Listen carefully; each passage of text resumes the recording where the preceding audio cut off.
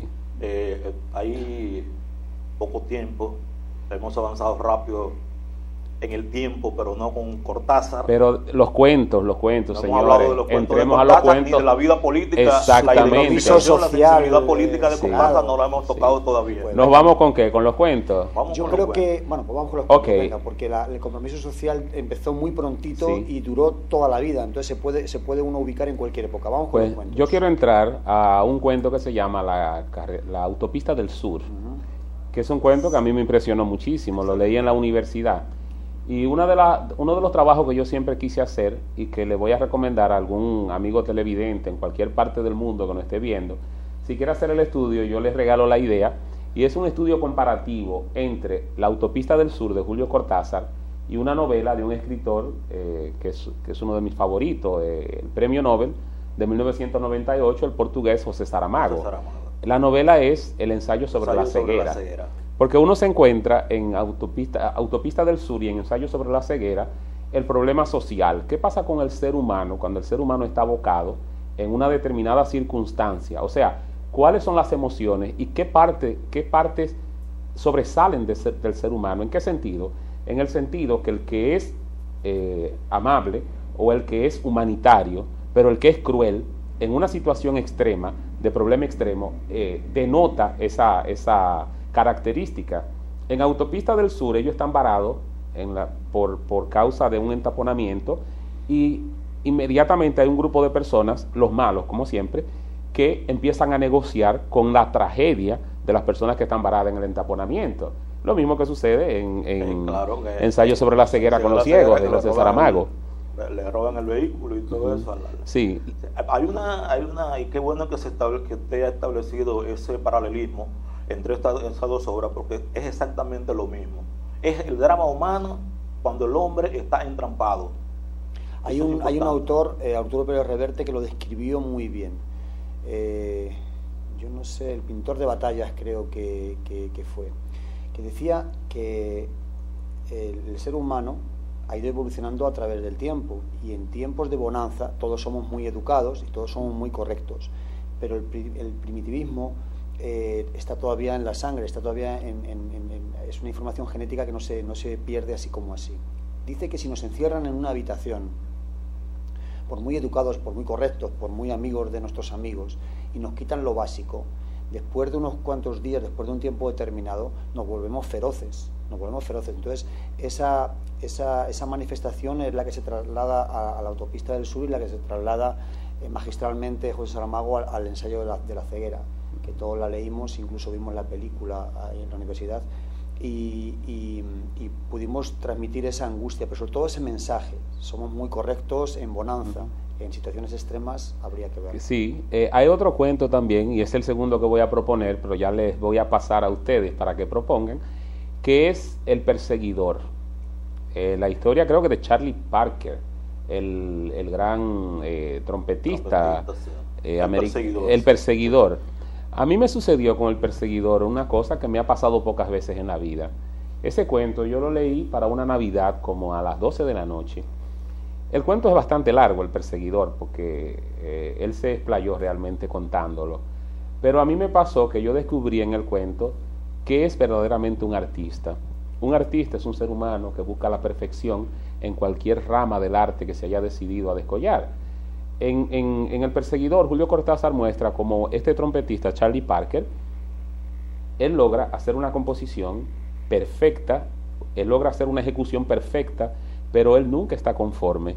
O sea, él se siente infeliz porque es perfecto para todo el que lo escuchó, pero no para él, porque el artista es una insatisfacción que nunca termina de llenarse. Un artista que se sienta feliz porque ya alcanzó la perfección, ¿qué artista es?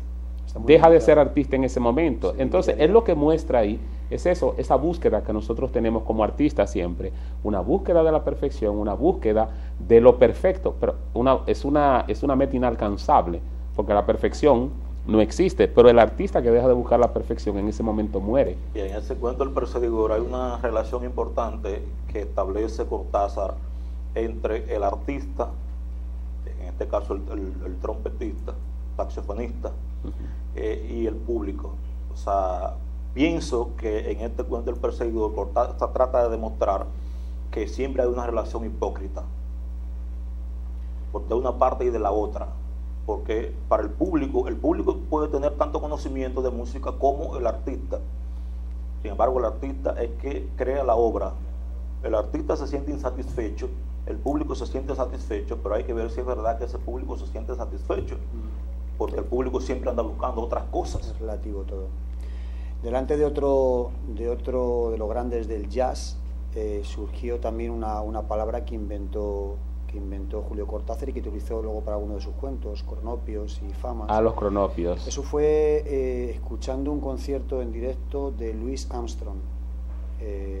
Parece que en el transcurso del concierto esa intimidad que aparecía entre el público, que era él, y el ejecutor, en este caso que era Louis Armstrong, le produjo cierta sensibilidad, y parece que él vio unos globos verdes y le surgió esa palabra tan rara, que decía que no tenía nada que ver con la palabra crono griega, que es tiempo, cronopia, cronopio. Y yo tengo mi parecer al respecto. Cuando él habla de cronopias, famas y esperanzas, también utiliza... Sí, son unos terceros personajes.